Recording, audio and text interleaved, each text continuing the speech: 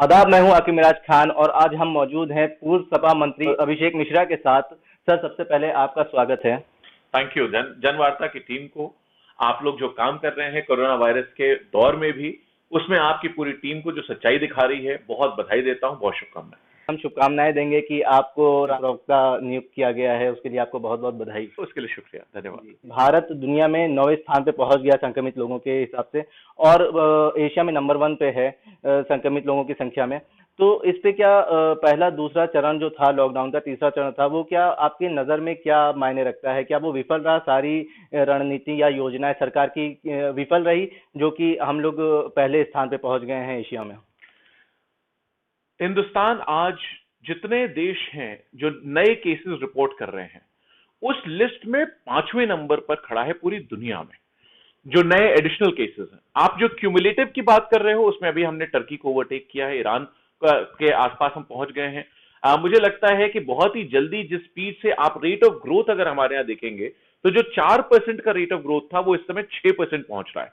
Recovery rate already हमारा dip हो रहा है। तो हर दिन पिछले एक हफ्ते में लगातार हिंदुस्तान में 6 से 7 हजार केसेस आए हैं, और रिकवरी रेट अगर 40% भी है, जो कि almost one of the highest recovery rate है कई स्टेट्स में, तो उसको भी अगर आप देख ले तो हर दिन के हिसाब से 60% केसेस का लैग बन रहा है, जो कि हॉस्पिटल में बेड्स की कैपेसिटी को और सिम्टोमेटिक पेशेंट्स के लिए एक अवेलेबिलिटी ऑफ मेडिकल स्टाफ की दिक्कत क्रिएट करेगा। तो हम जैसे जैसे बढ़ेंगे, वैसे वैसे मेडिकल सिस्टम पे प्रेशर और बढ़ेगा, और सरकार उसके लिए एडिक्वेट व्यवस्था नहीं कर रही है। तो ये एक बहुत बड़ा प्रिकॉशन का दौर है। इसमें मैं लोगों को, आपके व्यूअर्स को सावधान करना चाहूंगा कि इसका जरूर ध्यान देना, और जब निकलना तो इस बात को ध्यान में रख के निकलिएगा कि लॉकडाउन आर्टिफिशियली लगाया गया था, आर्टिफिशियली हटाया गया है। कोरोना वायरस पहले भी था, आज भी है, और जब लॉकडाउन लगा था तो हिंदुस्तान में लगभग 600-700 केसेस थे, आज लगभग 1,75,000 केसेस। और आर नॉट जो है, जो उसका इन्फेक्शन रेट है, वो आज भी 1 के आसपास है। तो आप समझ लीजिए कि आज भी फैलने का काम कर रहा है। एक चीज और जो आपने लॉकडाउन से उठाने और लगाने के सवाल पे पूछा, 23 अप्रैल को नीति आयोग ने एक रिपोर्ट जारी की थी, जो कि 24 तारीख को छपी थी। 23 तारीख को उन्होंने रिपोर्ट जारी की थी, जिसमें उन्होंने कहा था कि ये कोरोना पीक करेगा, 16 मई आते आते इसके केसेस 0 हो जाएंगे। मैंने उस समय भी उसकी इस रिपोर्ट का पब्लिकली खंडन किया था। एफबी लाइव करके रिपोर्ट मेरी आज भी नेट पे पड़ी हुई है। मैंने खंडन किया था, मैंने कहा था बिल्कुल गलत कह रहे हैं नीति आयोग। जो भी प्रधानमंत्री जी को जो भी इसकी सलाह दे रहा है, वो गलत सलाह दे रहा है। ये न खत्म होने जा रहा है अभी, और हमको आपको ये पीक जून से जुलाई में देखने को मिलेगी, और स्टेबलाइजेशन अगस्त से लेकर के सितंबर तक से, उससे पहले हम स्टेबलाइजेशन में नहीं पहुंचेंगे। मैंने पहले जब ये बात कही थी, उसी बात को आज फिर दोहरा रहा हूं। जब लॉकडाउन लगाया गया, देखिए पब्लिक पॉलिसी में एक ये चीज कहना रेट्रोस्पेक्टिवली कि ये सही था या गलत था, वो एक तरीके से मैं कह सकता हूं जायज नहीं है। मैं कहीं बैठा हूं, सरकार में है नहीं है, वो एक अलग बात हो गई। लेकिन पब्लिक पॉलिसी में ये निर्णय नहीं लिए जा सकते कि अगर ये होता तो क्या होता, या ऐसा न होता तो क्या, वो आप कभी नहीं जान सकते। हमको तो आज सिर्फ इस पर निर्णय सोचना चाहिए कि जब लॉकडाउन लगा, तो क्या सरकार ने ठीक लगाया नहीं लगाया, उसका निर्णय नहीं है। वो तो लगाया उन्होंने, उस समय उनको ठीक लगा, उनके हाथ में, लोगों ने सत्ता उनके हाथ में दी है, चुनी हुई सरकार है, तो जो किया उन्होंने उस समय, उनको जो ठीक लगा, वो जो एक्सपर्ट्स ने एडवाइस किया उन्होंने ठीक किया। सवाल ये नहीं है। सवाल जो मेरी नजर में है, और जो मैं आपके व्यूअर्स के माध्यम से पूछना चाहूंगा, वो ये है कि क्या लॉकडाउन ठीक तरीके से इंप्लीमेंट किया गया? जो काम हम और आप करने चले थे, क्या उसको सरकार ने ठीक से किया? क्या सरकार ने ईमानदारी से किया? क्या सरकार ने मॉनिटरिंग ठीक से की? क्या व्यवस्था ठीक बनाई? क्या अपने जो सरकारी व्यवस्था है, जो सेटअप है, जो ब्यूरोक्रेसी है, जो सरकारी तंत्र है, क्या उसका इंप्लीमेंटेशन हुआ कि हम इस मकसद से लगाया गया था कि ये लॉकडाउन लगे, केसेस न फैले, क्या वो सफल हुआ? उसमें मैं कह सकता हूं कि सरकार पूरी तरीके से असफल रही है।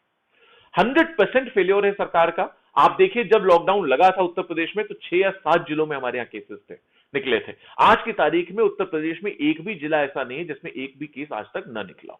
100% इन्फेक्शन, हर जिले में इन्फेक्शन पहुंच गया। तो अगर हम ये सवाल उठाते हैं कि क्या सरकार ने ठीक से काम किया, तो सरकार ने काम ठीक से नहीं किया। जो करना था, जो उनकी, मैं मंशा पे सवाल नहीं उठा सकता, कि मंशा मुझे लगता है सबकी होती है कि हम लोगों की जान की सुरक्षा करें, उनके माल की सुरक्षा करें, लेकिन तरीका गलत उन्होंने चुना, उन्होंने रास्ता गलत पकड़ा, और उन्होंने उसको जिस रास्ते पे चले, उस रास्ते पे ठीक से चल नहीं पाए। ये फेल्योर है पूरी देश की सरकार का और उत्तर प्रदेश सरकार कहना है कि ये फेलियर है देश की सरकार का और उत्तर प्रदेश सरकार का। तो ऐसे में आप राज्य सरकार में विपक्ष में सबसे बड़ा चेहरा समाजवादी पार्टी का है। का। तो अब तक गरीब वर्ग के लिए या परेशान वर्ग के लिए अब तक समाजवादी पार्टी ने क्या क्या कार्य करे हैं? देखिए, जो तंत्र है, जो व्यवस्था है, सरकार के पास एक साल का 5,14,000 करोड़ का बजट है। तो जो सरकार व्यवस्था कर सकती है वो समाजवादी पार्टी उस लेवल पे नहीं कर सकती कभी भी, या कोई भी पार्टी हो। हाँ, आज की तारीख में अगर मैं इतना जरूर कह सकता हूं कि समाजवादी पार्टी के अलावा कोई भी दूसरी पार्टी सड़क पे लोगों के बीच नहीं मौजूद है।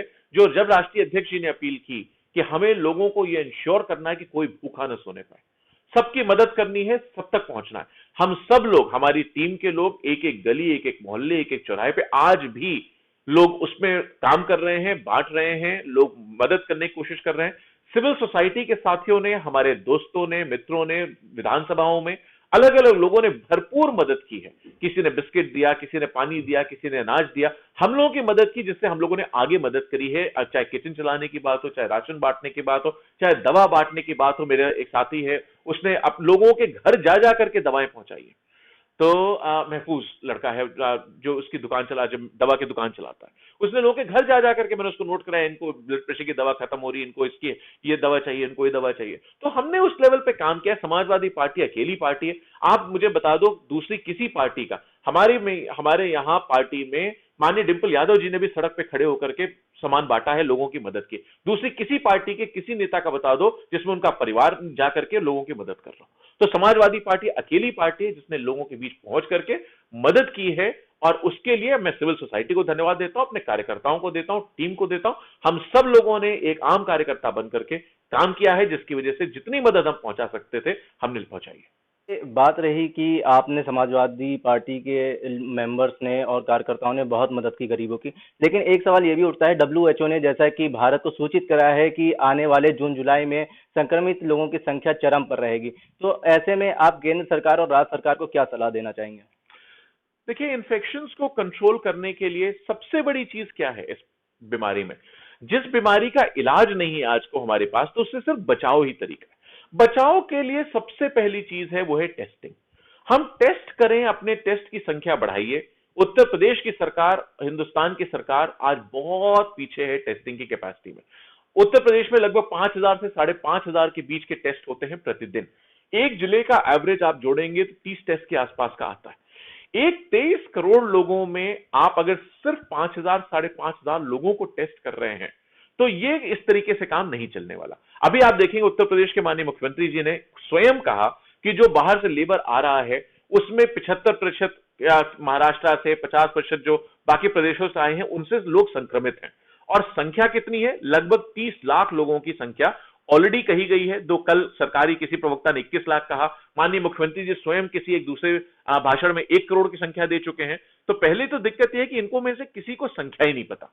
सरकार ने जो व्यवस्था बनाई, इतनी खराब व्यवस्था चला रहे हैं ये कि इनको किसी को नहीं पता कि कितने लोग आए, कितने लोगों को संक्रमण है, कितने, क्योंकि टेस्टिंग किसी की कर ही नहीं रहे। जितने आ रहे हैं उनमें से किसी एक भी आदमी की, आप चाहे एंटीबॉडीज की टेस्टिंग की बात हो, चाहे आरटीपीसीआर टेस्ट की बात हो, किसी बॉडी की टेस्टिंग नहीं हो रही, किसी की टेस्टिंग नहीं हो रही। उनका सिर्फ एक दूर से बुखार ले लिया जाता है।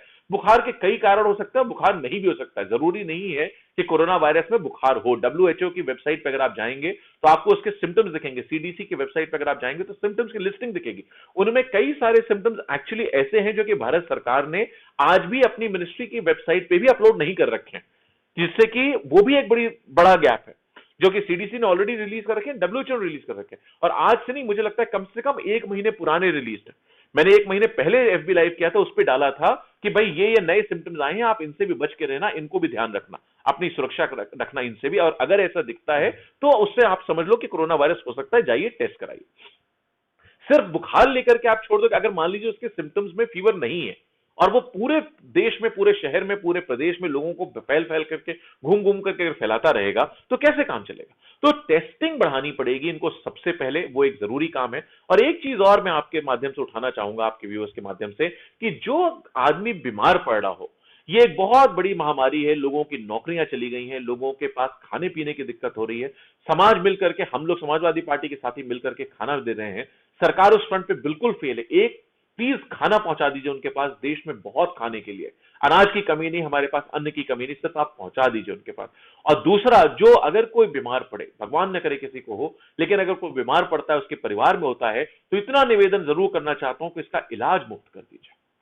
टेस्टिंग आज की तारीख में 4,500 रुपए का एक टेस्ट है। अगर आदमी को एक टेस्ट कराया, एक कंफर्मेटरी टेस्ट कराया, एक रिलीज के समय कराया, तो 13-14 हजार रुपए का खर्चा सिर्फ टेस्टिंग का है उसका। तो ये अपील करना चाहता हूं सरकार से, मैंने बहुत बार ये बात कही, आज फिर कह रहा हूं, प्लीज इलाज मुफ्त कर दीजिए, जिससे गरीब आदमी को, भगवान न करे किसी को हो, एक तो उसको बीमारी हो और उसके ऊपर से उसका खर्चा जो आज वो करने की स्थिति में नहीं। नॉर्मल सिचुएशन होती, सर्कमस्टांसेस होती, लोग काम कर रहे होते, लोग एक दूसरे के पास पैसा होता तो लोग एक दूसरे से मांग के काम चला लेते हैं। आज कोई परिवारों की, ऑलमोस्ट सबकी यह हाल हो गया है कि कोई बहुत ज्यादा किसी की मदद करने की स्थिति में नहीं बचा। प्लस लोग इतना डरे हुए हैं कि आगे कब ठीक होगा, कब नौकरियां लगेंगी, कब कंपनियां खुलेंगी, कब तनख्वाहें मिलेंगी, कब रेंट्स आएंगे, कि उसमें भी लोगों को डर लग रहा है। तो प्लीज सरकार को यह व्यवस्था करनी चाहिए कि हम इलाज जो पहुंचता है हमारे सरकारी अस्पतालों में, उसमें हम कोविड का मुफ्त इलाज करेंगे। ये एक घोषणा जरूर सरकार करनी चाहिए। आज अगर समाजवादी पार्टी की सरकार होती तो मैं आपको विश्वास दिलाता हूं कि हम लोग माननीय मुख्यमंत्री जी से निवेदन करके ये घोषणाएं जरूर करा देते। सर, लॉकडाउन में गरीब वर्ग की बिल्कुल कमर तोड़ दी है, तो ऐसे में कुछ गरीब परिवार है जो सुसाइड करने पर भी मजबूर हो गए। तो कुछ बुद्धिजीवियों ने ये सलाह दी है गवर्नमेंट को कि 7,500 रुपए के दर से 3 महीना सरकार को उन गरीब परिवार को देना चाहिए, जिससे वो अपना जीवन यापन कर सके। तो इससे समाजवादी पार्टी क्या इत्तेफाक रखती है? देखिए, जब तक आप डायरेक्ट कैश नहीं देंगे, तब तक जब तक आप फिजिकल स्टिमुलस नहीं देंगे, तब तक डिमांड जनरेट नहीं होगी मार्केट में। और जब तक मार्केट में डिमांड नहीं होगी, तो कोई भी मॉनेटरी स्टिमुलस का आपके फायदा उठा करके ना प्रोडक्शन बढ़ाएगा, ना लोन लेकर के तनख्वाहें देगा, ना लोन लेकर के फैक्ट्री चलाएगा, ना लोन लेकर के बिजनेस करेगा, ना लोन लेकर एक्सपेंशन करेगा। क्योंकि अगर डिमांड नहीं है तो उसको बिजनेस के सर्विस ही नहीं हो सकती। और आज की तारीख में लोगों के पास डिमांड का एक बड़ी क्राइसिस है।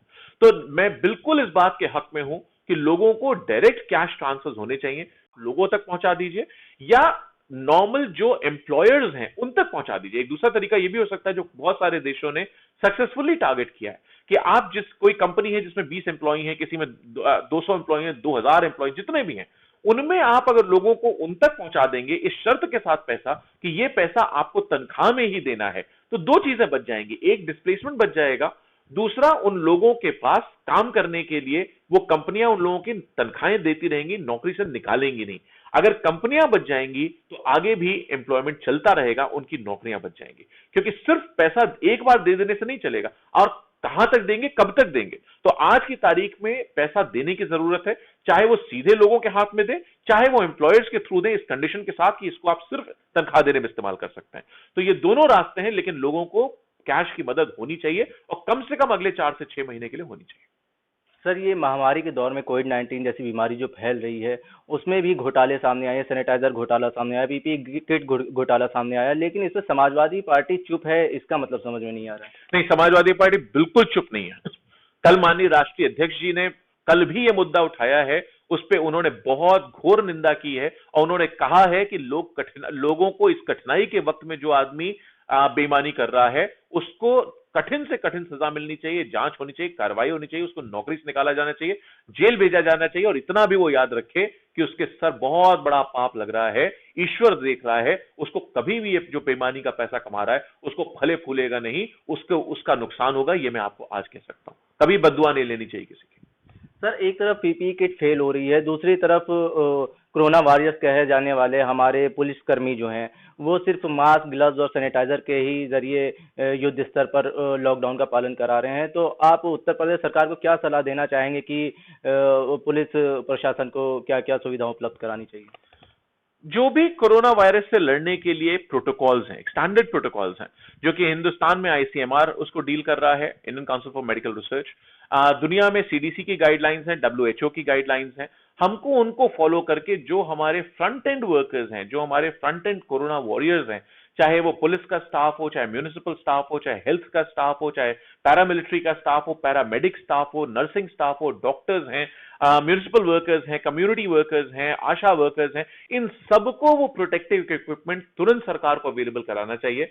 माननीय प्रधानमंत्री जी ने कहा, स्वयं उन्होंने कहा कि करोड़ों की संख्या में बन रहे हैं, कहां हैं वो करोड़ों, आज देश पूछ रहा है। आज देश को वो दिखाई नहीं पड़ रहे हैं, तो कम से कम देश को जब दीजिएगा वो तो आता रहेगा। जो फ्रंट पे लड़ाई लड़े हैं उनको तो पहले दे दीजिए, पहले दिन उन्हें दे दीजिए, दूसरे दिन बाकी लोगों को दे दीजिए, लेकिन उसको अवेलेबल करा दीजिए, वरना और प्रेशियस जाने जाने का खतरा है। ये हमारे साथ मौजूद थे पूर्व मंत्री अभिषेक मिश्रा। मैं आकिब मिराज खान, जनवार्ता न्यूज, लखनऊ।